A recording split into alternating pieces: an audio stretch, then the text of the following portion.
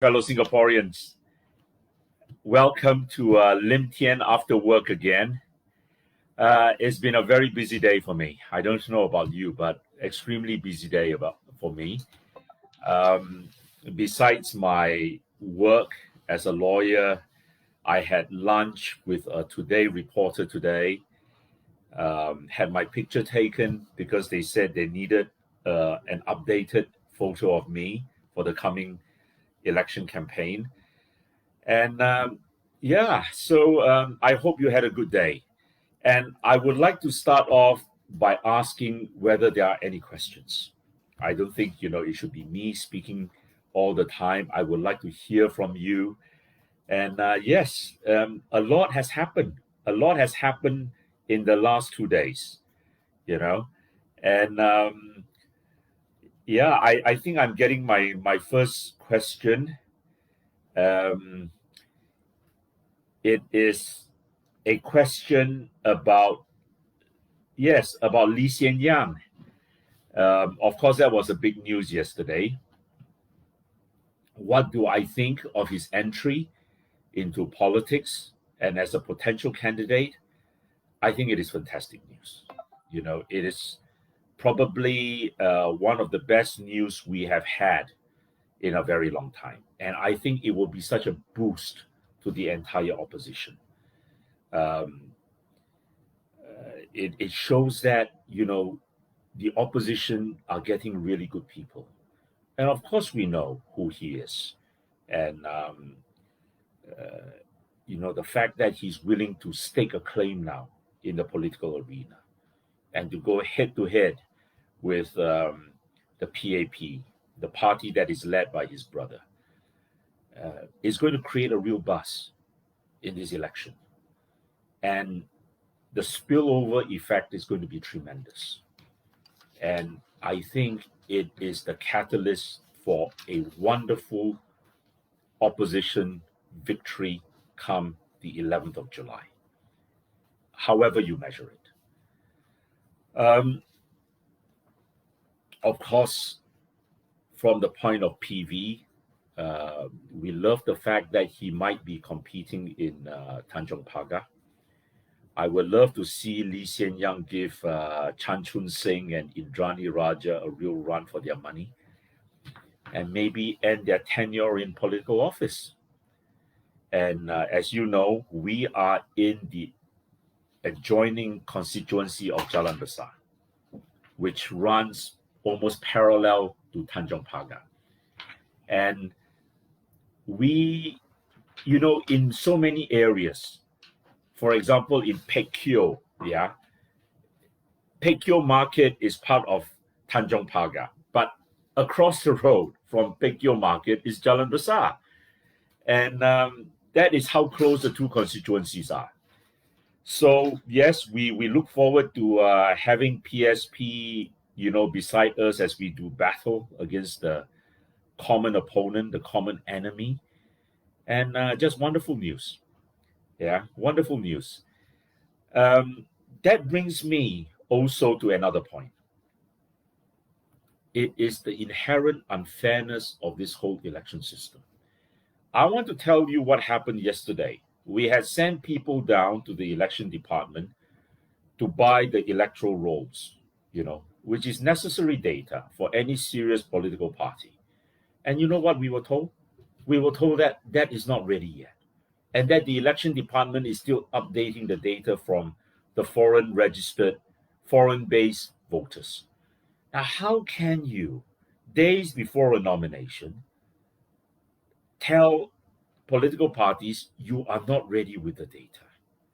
Then why are we even going to elections in the first place? It gives you no time to prepare. It gives the opposition parties no time to prepare. And the same thing goes. For example, we have so many forms to fill up before nomination day. And you know what?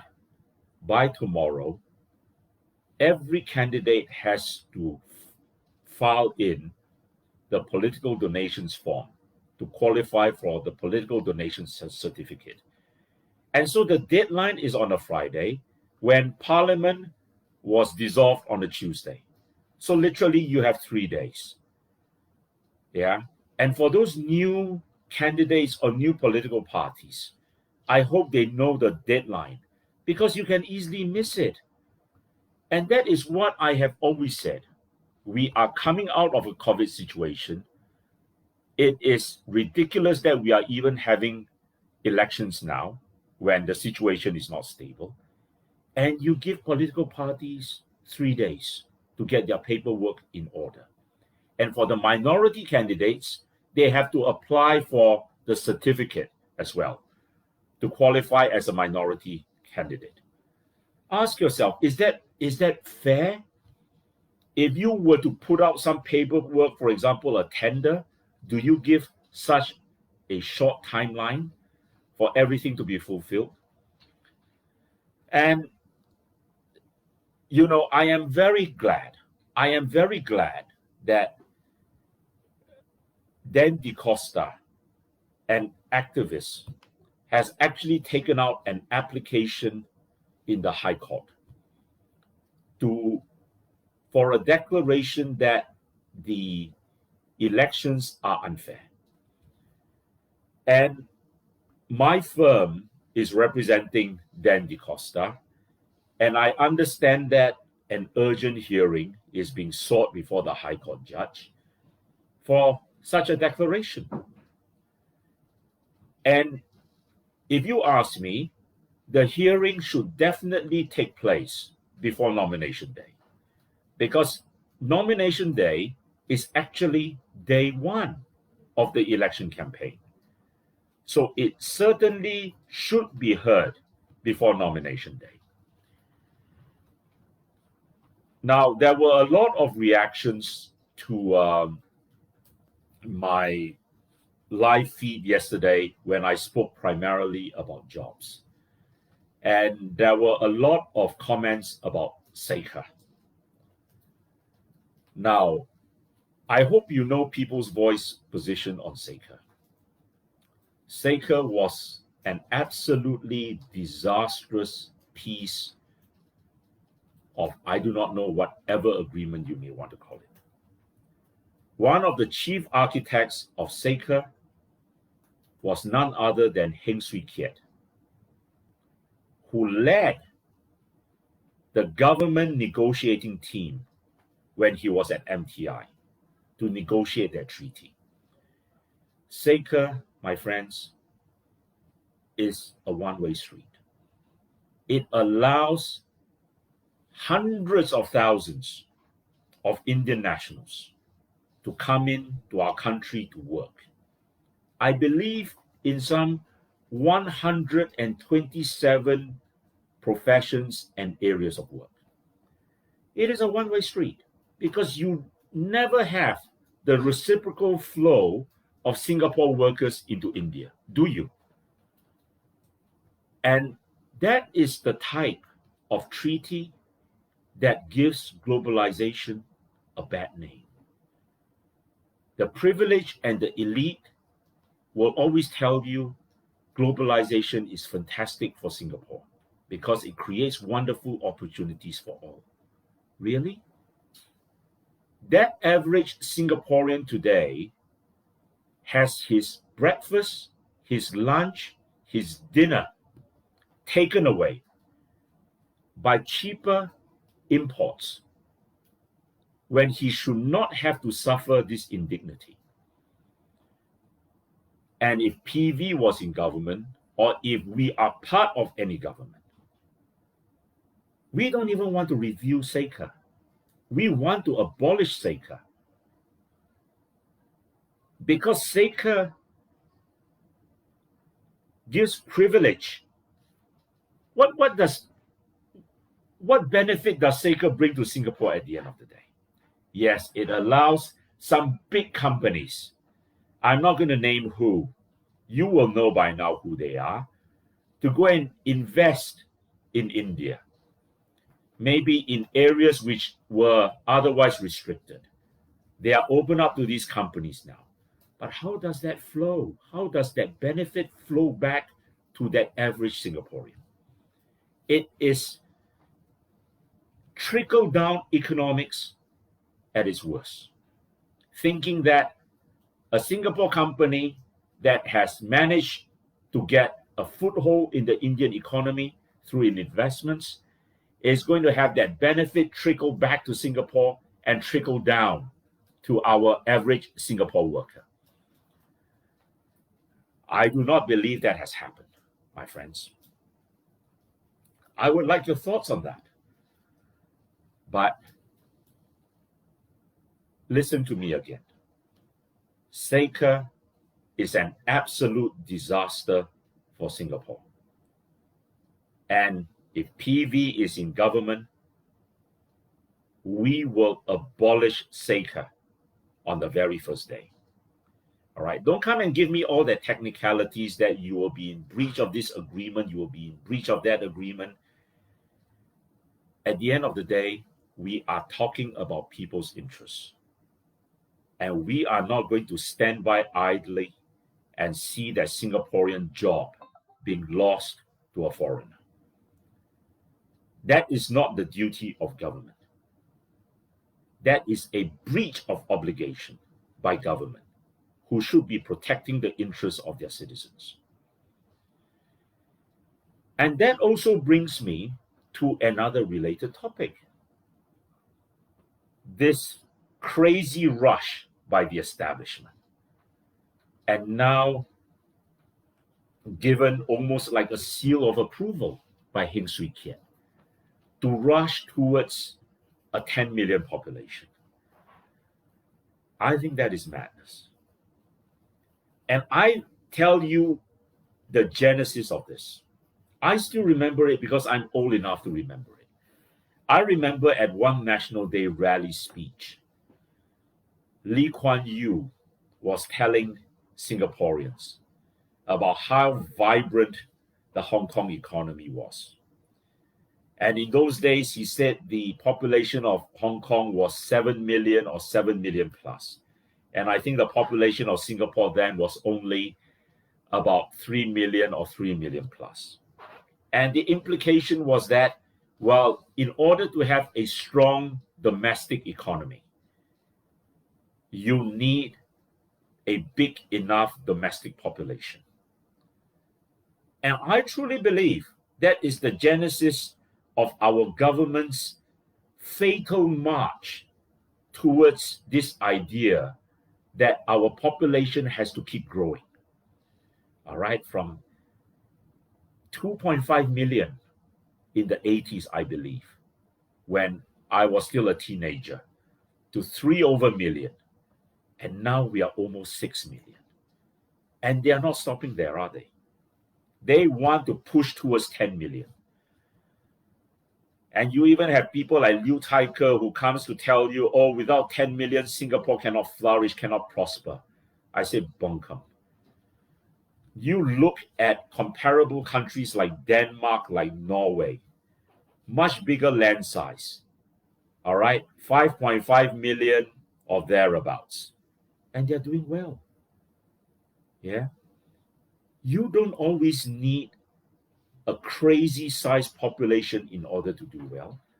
What is going to distinguish us in this century, in the knowledge era, is how creative and how innovative our people are going to be. And you need the education system for that. And you need a whole change in your way of thinking in society. Yes, the PAP tells us we are ranked number 7 in the World Index for innovation. I'd say that again is very misleading. Because if you study that World Index closely, that Global Index of Innovation closely, you'll find that we rank very highly in terms of input. It means how much money we spend trying to make ourselves innovative. And so the government spends a lot of money. But when you measure the output index, it is shocking. A few years ago, Singapore was always in the bottom third I call the relegation zone.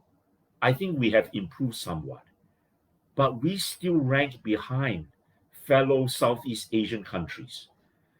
I have not checked the index for last year, but I think the previous year, we were even behind countries like Vietnam, like Malaysia.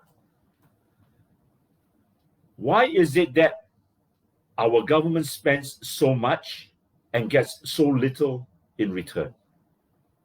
And you know how you measure output? You measure output in terms of things like trademarks, patents. And for that, despite all the money we spend, our output in terms of trademarks and patents, which is a measure of how creative you are, is very, very low. But it is not a problem which can be solved just by throwing money at it. Because if you want to be creative and innovative, you have to put in place the social infrastructure for that. You've got to allow people to fail. Yes, the PAP has in the past talked about we must promote this entrepreneurial spirit. We must allow people to fail and get back up on their feet. But no one believes them, my friends, because in Singapore, we know the price of failure. You can be down in the doldrums for 15 years of your life. You would have lost your youth by then. You would have had a family. You would have had obligations. Very few people have that tenacity and that daring to take that plunge. But we must change that. And there are a lot of things you have to change in the legal mechanism and in the way society view failure and view success. The Americans have that. The Americans realize that you can fail, you can get back up and succeed, and people respect you. You have that to a large extent in the UK. All right, you can fail. You can get back up on your feet very quickly again. But you cannot do that in Singapore. And that is something any government that wants to bring Singapore forward in this century must address. It cannot just be government spending a lot of money. It cannot be government trying to pinpoint winners. Oh, I think this industry is going to succeed. I'm going to spend money there. And most of the time, this government has not succeeded. It has not succeeded in picking winners. And winners should be picked not by the government, but by the people themselves. And that is why, in People's Voice, we believe in promoting small micro businesses. We think that they are the hub of our innovation and creativity going forward.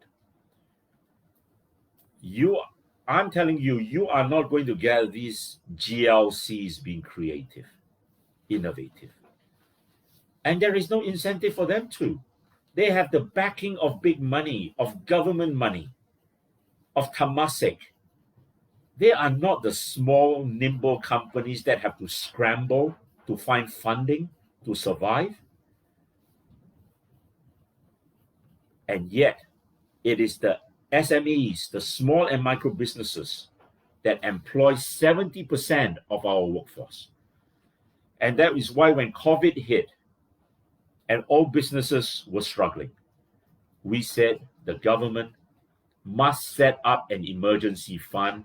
It must be liberal in its lending policies so that the small and micro businesses survive. We must ensure they survive. You know, in the fourth budget speech, Heng Swee Keat said, oh, wonderful. We have had 4,500 companies apply for loans. and their loans have been approved. But there are 145,000 of these small enterprises in Singapore. What does that show you? It shows you that about 140,000 of them still have not had monies dispensed to them, necessary monies that are necessary to keep them going. And we must address that, my friends. Now, there is one thing that is very close to my heart and which I want to address. And I want to make that the final topic I discuss today before I invite more questions. And that is the burgeoning inequality in our society. Singapore today is one of the most unequal societies in the world. A few years ago, Ong Ye Kung said, tackling inequality is one of the greatest government priorities. After he said that, the inequality situation became even worse in Singapore. And you would recall, I think it was about 18 months ago or thereabouts, when Oxfam came up and said that the Singapore government ranked as one of the bottom 10 in the world in its commitment to fighting inequality. So they all had egg on their face. And I still remember Desmond Lee scrambling to come to the defense of the government by talking about things that were totally irrelevant, about how Singaporeans own their homes and things like that. While many of you who so-called own your HDB will have a lot of grounds to contend with that and raise your objections. Because after Lawrence Wong's explosive statement that your HDB virtually becomes zero at the end of 99 years, you know that you really are not the owners.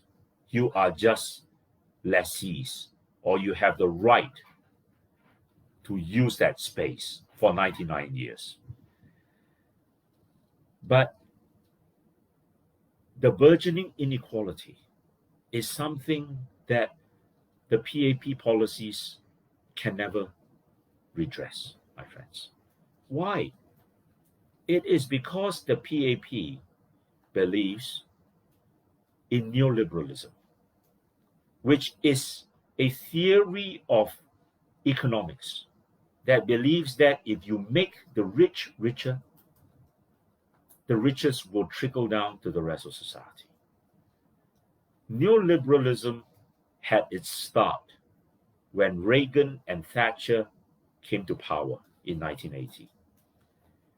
And for 40 years, it has been the supreme theory governing economics of the world. But neoliberalism today has been marked as a failed theory because people all over the world now realize it does not promote social cohesion. It is not for the social good. The rich get richer. The middle class are worse off. The lower income get left way behind. And so you have this underclass in society that can never get out of their dilemma. Yes, the PAP talk about meritocracy. Another big lie. Another big lie. Meritocracy sounds good in theory, but it never has been shown to improve the lives of the many. And look at our society today, my friends. You have a prime minister that earns about $183,000 a month. $183,000 a month. You have a cleaner that may earn 1,000, let's say 1,001 a month. So you have a prime minister at the end of the day that earns more than 40 times that of a cleaner. how do you redress the problems of inequality? It is impossible.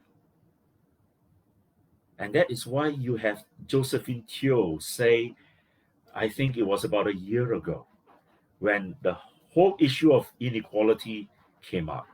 And she said, well, inequality is actually a sign of our success, or something to that effect. So now they no longer try to defend and say that they are going to try and reduce inequality. But now they say that inequality is a sign of success. If you are that young person starting out in life, if you are in your 20s or even in your 30s, are you going to have much hope imbued in you when you realize that you are going to have job insecurity under this government? And how long is it going to take, if ever, for you to be able to catch up to the top rungs of those earners? I do not think that is fair, my friends. And for people's voice, inequality is one of the major issues that we must tackle.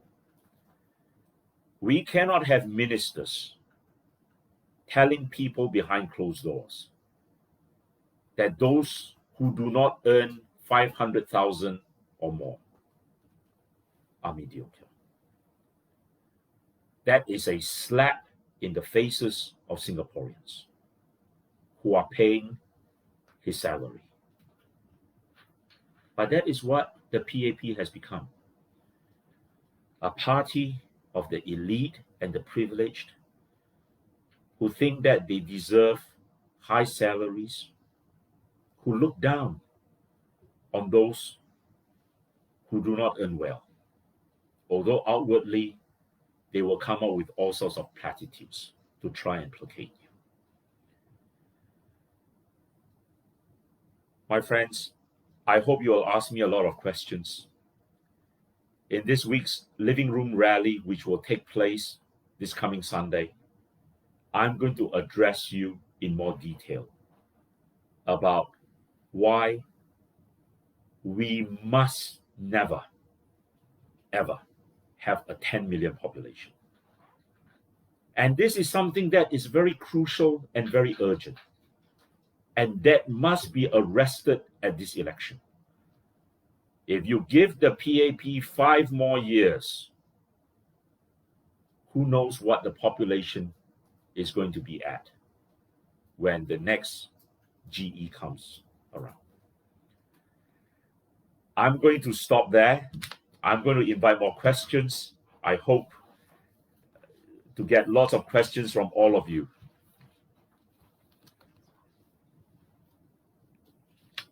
Someone has just asked me, would I abolish CECA if elected?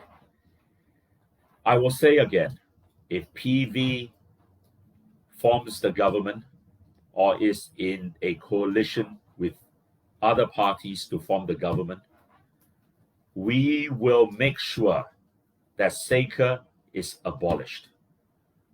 I don't even want to review it because I do not see what benefit CECA brings to Singapore. I have studied the treaty. I do not find a single redeeming feature in that treaty for that ordinary Singaporean. I hope I've made myself clear. And someone has asked me about ministers' pay as well. I think it is so ridiculous that for a country of 5.8 million people, our ministers are paid the highest salaries in the world. You know, our pledge to Singaporeans, and this is something you are going to find in our manifesto, which is going to be released before nomination day. We are going to push for the Prime Minister's salary to be slashed. And listen to me carefully. to be slashed by 70%. Yes, 70. And have all the salaries of all other ministers and political appointees adjusted accordingly. And we are going to readjust the salaries of top civil servants as well. My friends, let me tell you a story. My father was a top civil servant. In the 1960s, my father was sent by the Singapore government to study Russian at the Moscow University. And thereafter, he became the first secretary in the Singapore embassy in Moscow. His family, including me, then moved to join him, and I lived in Moscow for 3 years. I was very young then. I actually left primary 1 to go and join my father together with my mother and my siblings. And I did not return to Singapore until I was in primary 4 and towards the exams. And I remember my father telling my mother a conversation he had with an Australian diplomat friend who was also in Russia. And the Australian diplomat was astounded at the salary my dad was getting. Even the Australians were not paid as well. And so, my friends, Singaporean civil servants have never been paid badly. All right? Never been paid badly. And don't forget, that was in the early 70s. And we had just become an independent country for a few years. We gained our independence in 1965. So I never ever believed that nonsense that our civil servants are paid too badly and that we have to increase their pay astronomically in order to attract talent. If my father was paid well in the early 70s, I'm sorry, I think it has stopped. There is some problems with that.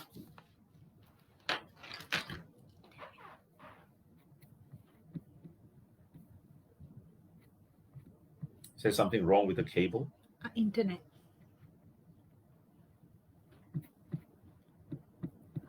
With the internet? And then we'll just restart. Okay,